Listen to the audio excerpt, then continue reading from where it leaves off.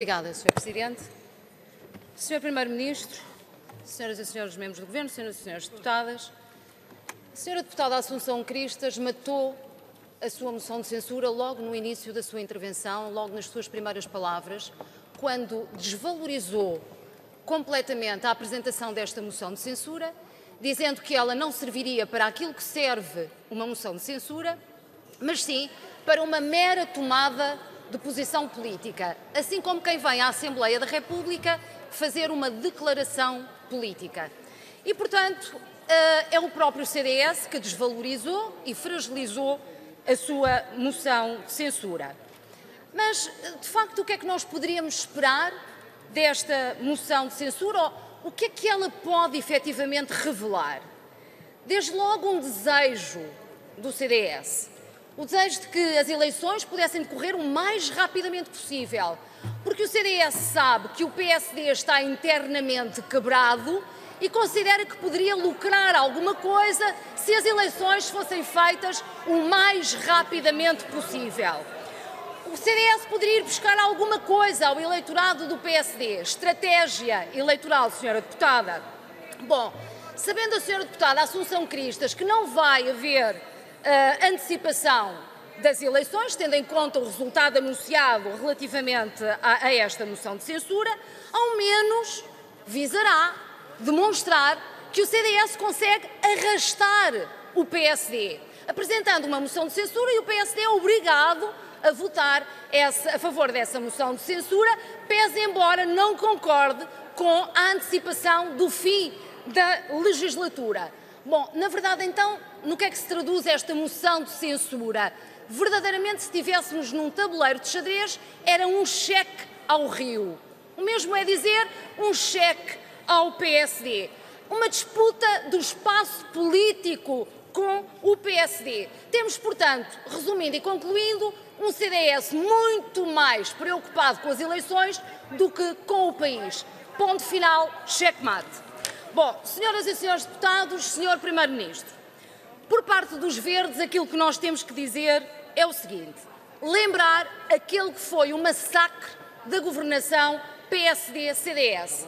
Porque é importante lembrar, porque é importante que as pessoas não se esqueçam da lógica dos salários cortados, das pensões cortadas, do enorme aumento de impostos, da escalada do desemprego, do aumento da pobreza e já agora, Sra. Deputada Assunção Cristas, da lei dos despejos, da lei da liberalização dos eucaliptos e lembra-se que esteve na sua mão poder parar a construção da barragem do Tua e negou-se a fazê-lo, enfim, entre tantos outros exemplos que aqui poderíamos dar. Era a lógica de que o país estaria sempre melhor se os portugueses fizessem enormes sacrifícios e vivessem pior. Uma lógica totalmente errada. Nesta legislatura, aquilo que os Verdes procuraram sempre e bateram sempre o pé por isso, é que se invertesse esta lógica no sentido de provar que se os portugueses vivessem melhor, o país estaria naturalmente melhor. E nesta legislatura tivemos que batalhar para a oportunidade de reverter a lógica política anterior, com a devolução de rendimentos, criando melhores condições para a dinamização da nossa economia, com a reversão da lei da liberalização dos eucaliptos, com o aumento no investimento no setor de transportes, entre tantos outros exemplos que poderíamos dar. Agora, também é importante questionar, com este governo do PS e com esta solução, fez-se o que era possível fazer? Não. Chegámos onde poderíamos chegar? Não. E aí, Sr. Primeiro-Ministro, a culpa é do PS e do Governo, e eu já vou explicar porquê. Porque se o PS não se tivesse colado tantas vezes ao PSD e ao CDS, o país teria melhorado com isso.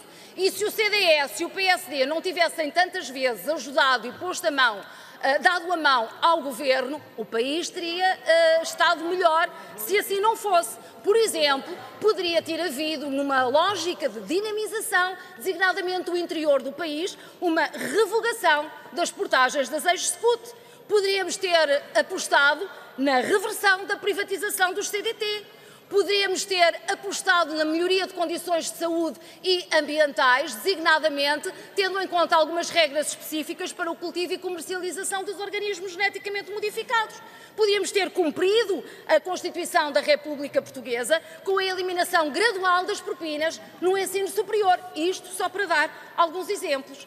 Mas também, Sr. Primeiro-Ministro, se o PS não tivesse trocado mais investimento por menos déficit, mesmo menos déficit do que aquele que estava programado, teríamos tido melhores condições para fazer mais investimento necessário ao país. Foi uma falha grande por parte do Governo, que procurou fazer bonito para Bruxelas, a grande credibilidade internacional para Bruxelas, mas a credibilidade quer-se cá dentro, Sr. Primeiro-Ministro, gerando as melhores condições de vida possíveis aos portugueses. E o possível não está a ser feito. Termino, Sr. Presidente, só para dizer isto. Há duas matérias relativamente às quais o Governo tem que ter definições muito claras e o Sr. Primeiro-Ministro deve uma resposta designadamente neste debate. Relativamente à área da saúde, o Governo vai ceder aos interesses e às chantagens dos privados? Ou o Governo vai, de facto, salvaguardar aqueles que são os interesses dos utentes, designadamente no investimento no Serviço Nacional de Saúde? E na área da educação, mesmo para terminar, o Governo vai para as negociações com os sindicatos dos professores irredutível ou vai para uma verdadeira negociação? Obrigado, muito obrigada. Depois de terminada esta primeira ronda de pedidos de esclarecimento, tem a palavra o Sr. Primeiro-Ministro para responder.